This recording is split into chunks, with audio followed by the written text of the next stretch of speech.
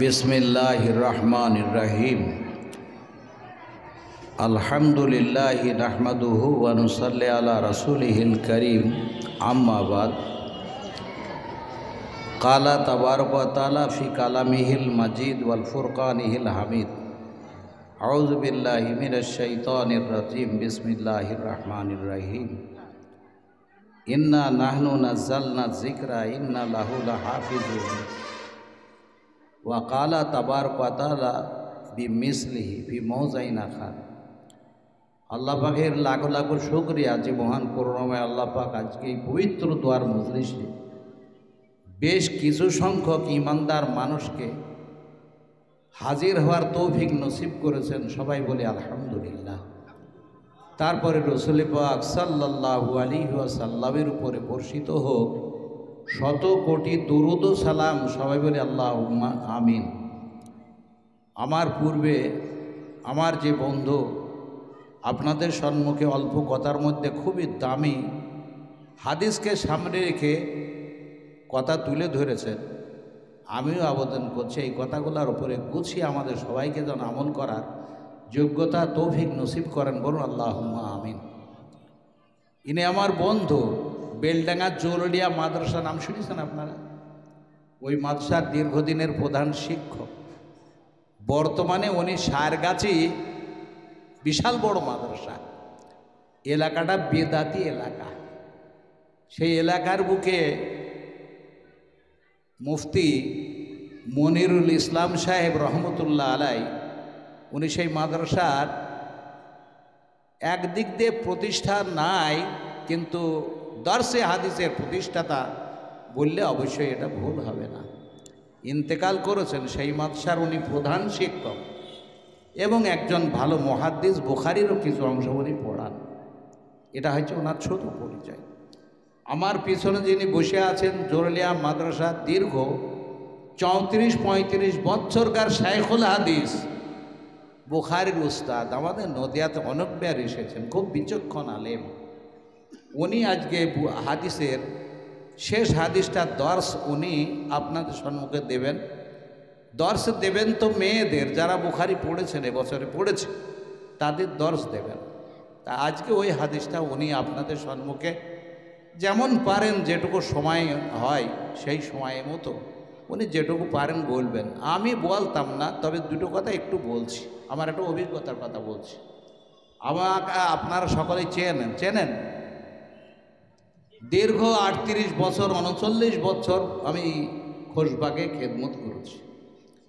আমি ছোটোখাটো কিছু জালসাও করতাম, এ জেলা সে জেলা জালসাও করতাম, ছোটোখাটো মজলিসও করেছি, জালসাও করেছি ওর ফাঁক তালে। তো আমার একটা অভিজ্ঞতা ছিল না, সেই অভিজ্ঞতার কথাটা আপনাদেরকে বলবো। এই মাদ্রাসার যিনি প্রতিষ্ঠাতা মৌলানা কলিমউদ্দিন সাহেব আমার পিছনে পাশে বসে আছেন, উনি প্রতিষ্ঠাতা এই মাদ্রাসার বটে, কিন্তু শুরুতে আমিও ছিলাম জড়িয়ে ওনার সাথে। তা আমি তখন মেম্বার ছিলাম, মাদ্রাসার সভাপতি ছিলাম যখন মাদ্রাসা এখানে করেন। তো সেই সময় রেজলিউশন করে দিয়েছিলাম মেয়েদের বড় ক্লাস এখানে খোলা যাবে না, খুব বেশি থেকে 2-3 বছরকার পড়ার মতো টাইম নেই, মাদ্রাসা চালাইতে হবে। বড় হয়ে যাবে মেয়েরা, পর্দার ব্যাপার আছে, ওগুলা ঠিক মতো তাদের ব্যবস্থা করা হয় তো যাবে না। সেই জন্য নাবালিকা থাকতে থাকতে যেটুকু হয় 2-3 বছরের মধ্যে সেই কোরআনটা শিখে যাবে, আর মোটামুটি নামাজ কালাম রোজা এই যেগুলো সচরাচর করার দরকার প্রতিটা মানুষের, এই মশলা মশাইল শিখে যেতে পারবে। এইটুকু তালিম হইলেই যথেষ্ট। এটা রেজলিউশন করা আছে আমাদের হাতে। পরবর্তীতে উনি এই খুলতে খুলতে আজ আপনাদের সম্মুখে দর্শে বুখারীর যে শেষ ক্লাস হচ্ছে, তার মানে বুঝতে পারলেন যে বুখারী পর্যন্ত এখানে তালিম হয়। এটা বুঝে গেল না? গেল জোরে বলুন। বুখারী তালিম হয়, এর আগে মিশকাত শরীফের ক্লাস, এটাও এখানে তালিম হয়। ওই তালিমগুলা সব শেষে একজন আলেমা হতে হলে বুখারী ক্লাসের যে 10টা বই আছে, ওই 10টা বইকে পড়ে তারপরে সে আলেম বা আলেমা হয়। তো আজকে বর্তমান জামানায় এই মাদ্রাসাতে আপনার বুখারী ক্লাস পর্যন্ত, অর্থাৎ এখানে যারা ওই ক্লাস পর্যন্ত পড়বে তারা আলেমা হয়ে যাবে। যারা ছেলেরা পড়বে তারা আলেম হবে, মেয়েরা হবে আলেমা। আমার একটা জিনিস জানা ছিল না, সেই জিনিসটা জানা হলো কি? সেইটা জানা হলো এই, আমি ওয়াজ নসিহত করতাম। আমাদের দেশে দু একটা উদাহরণের জন্য বলছি। মহরম মাসে 10 তারিখে খুব লাঠি খেলা তোড় হইতো, দানা ভাত আনতো। দানা ভাত রান্না করে দরগাতলায় নিয়ে গিয়ে নতুন হাঁড়ি বসাইতে হইতো। এটা জানেন আপনারা? যে আমাদের দেশে ভাদ্র মাসের শেষে কলার ভেলা তৈরি করে এই নদীতে রুটি, পিঠে, ক্ষীর, মিষ্টি দিয়ে ভাসিয়ে দিত। পানিতে একজন পীর সাহেব আছে, পীর সাহেব সন্তুষ্ট হয়ে খেয়ে আমাদের ছেলে মেয়েগুলো আর ডুবাইতে পারবে না, তেনাকে সন্তুষ্ট করার নিয়ত ছিল। এটা করতো না? করতো না? তাহলে মহরম মাসের এক বেদাত কাজ, আর এই ভেলা ভাসানো ভাদ্র মাসের শেষে একটা বেদাত কাজ। আর একটা বেদাত কাজ হতো, শাবান মাস চলছে আরবিতে, শাবান মাসের 15 তারিখ আসলে প্রতিটা বাড়িতে একবার রুটি, মিষ্টি, ক্ষীর, পিঠে এসবগুলা হতো ধুমধাম করে। নামাজ কালাম হোক না হোক, রোজা করা হোক না হোক, অন্তত ধুমধাম করে একটা খাওয়ার ব্যবস্থা হতো। কি ভাই, হতো না? হতো না? জোর বলুন। আরও নানান রকমের বেদাত কাজ। মেয়ে মহলে দেখা গিয়েছে যখন তখন একটা ছেলে পিলের যদি অসুখ বিসুখ হয়, চট করে আরো মান্নত মেনে দেবে।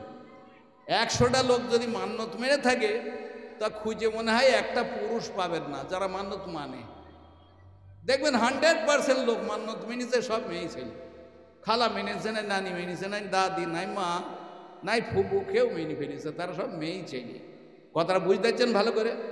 মান্নত মানা জায়েজ আছে না নেই ওটা আলাদা কথা। অনেক সময় মান্নত হয়ে যায় হারাম, অনেক সময় মান্নত মানা হয়ে যায় বেদাত, অনেক সময় মান্নত মানা হয়ে যায় শিরকের গুনাহ। আল্লাহ নবীকে হযরত আব্দুল্লাহ ইবনে মাসউদ রাদিয়াল্লাহু আনহু হাদিসের রাবি, হাদিসটা বিভিন্ন হাদিসের কিতাবে এসেছে, বুখারী, মিশকাত, আরও অনেক কিতাব। আব্দুল্লাহ ইবনে মাসউদ নবীকে জিজ্ঞাসা করলেন, ইয়া রাসূলুল্লাহ, সব থেকে বড় গুনাহ কি? তো আল্লাহ নবী কয়েকটাই বলেছিলেন, তার মধ্যে প্রথম নম্বর উত্তর দিয়েছিলেন আল ইশরাকু বিল্লাহ, আল্লাহর সঙ্গে শিরক করা সব থেকে বড় গুনাহ।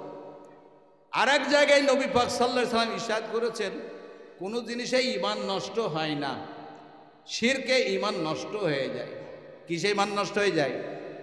শিরকের গুনাহ এত বড় গুনাহ, শিরকের গুনাহে ঈমান নষ্ট হয়ে যায়। আমরা দেখেছি আমার অভিজ্ঞতাতে।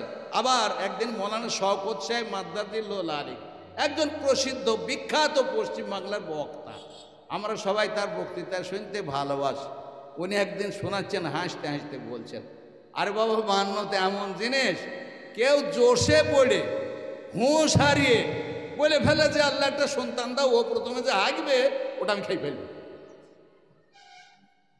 একটা সন্তান দাও, আবেগে জোশে পড়ে হুঁশ হারিয়ে বলে ফেলে, ওই বাচ্চাটা হওয়ার পরে যদি হয় ওর প্রথম পায়খানাটুকু আমি খেয়ে ফেলব।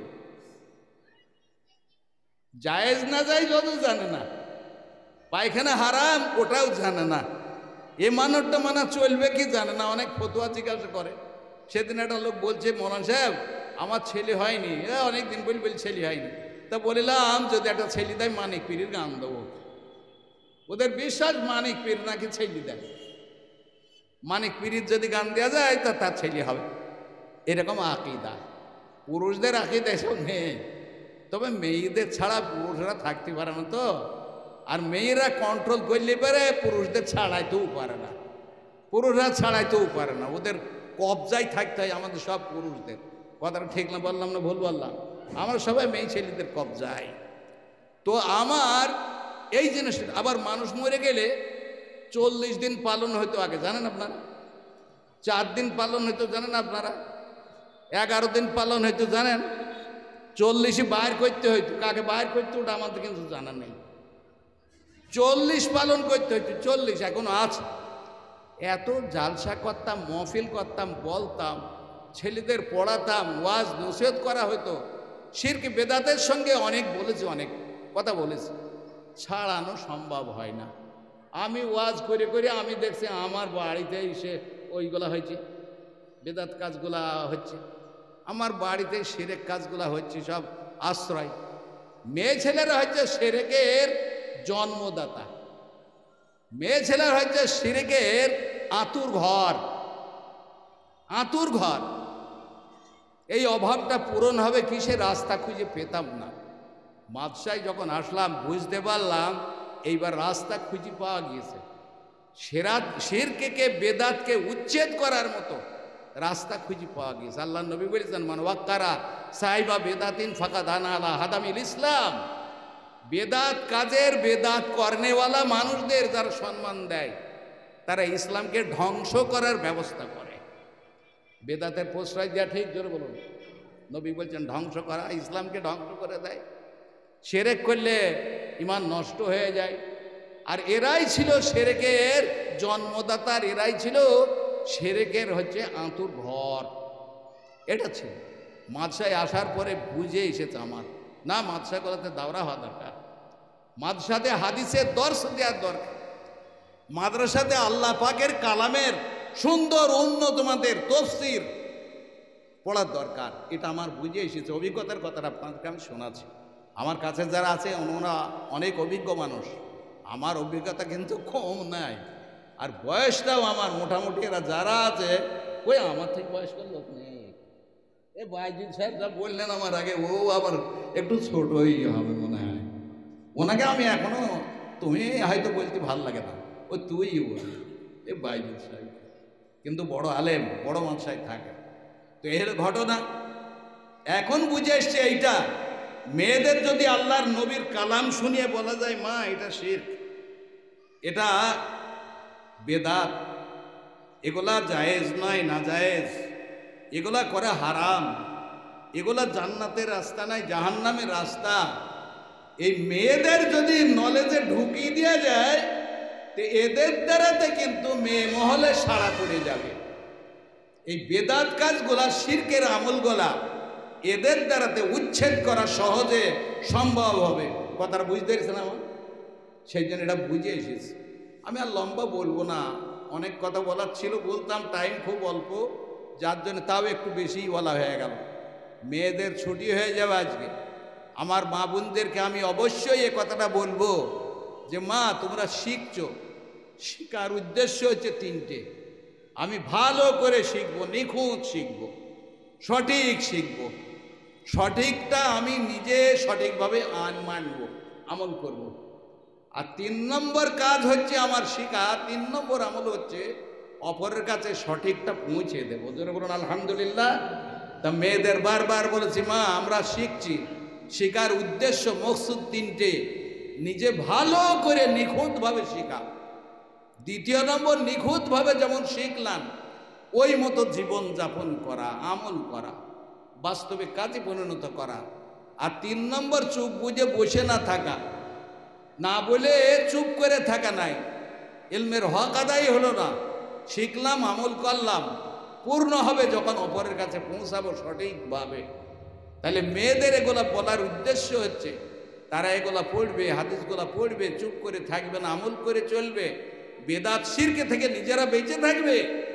আর নিজের বোন, খালা, ফুবু, ভাবি, ননদ আরও যারা আছে সমাজের লোক যাদের কাছে বলা সম্ভব, তাদের কাছে সহি মশলাগুলা পৌঁছে দেবে। এইভাবে যদি মেয়ে মহলে সাড়া পৌঁছে দেয়, তাহলে একটা সাড়া পড়বে না, পড়বে না? জোরে বলুন।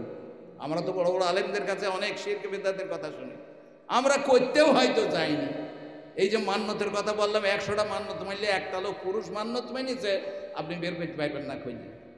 যদি বলেন 100-র মধ্যে কতজন হবে মেয়ে ছেলে, বলি 100%। 100-র মধ্যে 100ই সব মান্যতকারী মেয়ে ছেলে। কথা ভুল বললাম না ঠিক বললাম? জোরে বলুন। যাক, আলহামদুলিল্লাহ, আপনাদের এই খেদমতে আর আপনাদের চেষ্টাতে, আপনাদের সহযোগিতায় আজকে এই ভিটের পাড়া মাদ্রাসা নদিয়ার বুকে দাওরায়ে হাদিস পর্যন্ত যোগ্য শিক্ষকের দ্বারাতে, খুবই যোগ্য যারা এখানে হাদিস পড়াচ্ছেন, মুহাদ্দিস আছেন, তারা দারুলুমে দেওবন্দের একদম ফার্স্ট ডিভিশনে দরজায় উলিয়া, সব থেকে উচ্চ দরজায় পাশ করা আলিমদের দিয়ে হাদিসের দর্শে দেওয়া হচ্ছে।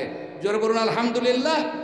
আপনারা নিজেদের মেয়েরা দূরে যাওয়ার দরকার নেই, নিকটে যারা আছেন তাদের আবেদন করব আপনাদের মেয়েদেরকে এখানে পাঠান। উপযুক্ত মুহাদ্দিস, উপযুক্ত শিক্ষক শিক্ষিকার দ্বারাতে এখানে তালিমের ইন্তেজাম আছে আলহামদুলিল্লাহ। যাই হোক, আমার অনেক কথার মধ্যে, অল্প কথার মধ্যে তবু একটু সময়টা বেড়ে গেল, কিছু মনে করবেন না। আল্লাহ পাক কবুল করুক। আমাদের মুহাদ্দিস সাহেব মুফতি আব্দুল সালাম সাহেব, উনি আমার বয়সে ছোট, কিন্তু আমার থেকে এলবে অনেক বড়, খুব বড় মাপের আলেম। পশ্চিমবাংলার মধ্যে বিখ্যাত মুনাজির, বেদাতি বিরুদ্ধে লড়তে হবে, ওনাকে ডাকবেন, আমরাও শরীক হতাম। গায়ের মুকাল্লিদ, যারা 3কে 6, 6কে 9 করে বসে থাকে, হাদিস নিয়ে উল্টো পাল্টা ব্যাখ্যা দিতে জানে, তাদের সঙ্গে লড়াই করার প্লেয়ার হচ্ছে উনি, আলহামদুলিল্লাহ। হ্যাঁ, পশ্চিম বাংলার মধ্যে। তো যাই হোক, আলহামদুলিল্লাহ উনি আসছেন দর্শে হাদিস, বুখারী শরীফের লাস্টে হাদিস যেটা, সে হাদিসটা দর্শে আপনাদের সম্মুখে শোনাবেন ইনশাআল্লাহ।